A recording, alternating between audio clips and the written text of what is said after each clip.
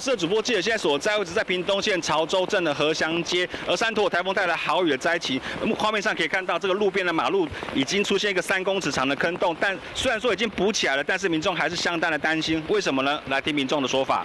就是前天就是那一只先倒下去就掏空了嘛，昨天晚上就听到声音就开始下线，一直下线，有四五声的声音呢。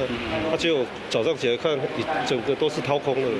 现在最担心是什么？对就是怕进出，或是有一个大天坑出来的话，车子人员都没有办法出入，就影响到生活。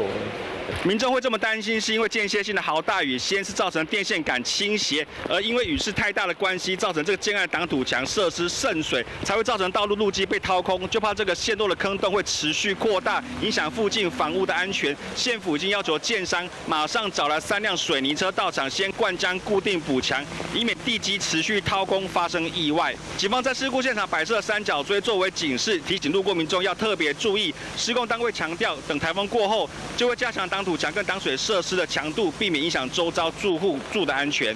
以上是我们在屏东潮州所为你掌握的最新情况。主播 ，Hello， 我是林仙怡。想要抢先掌握最及时的新闻资讯吗？赶快订阅、按赞、开启小铃铛，锁定华视新闻 YouTube 频道。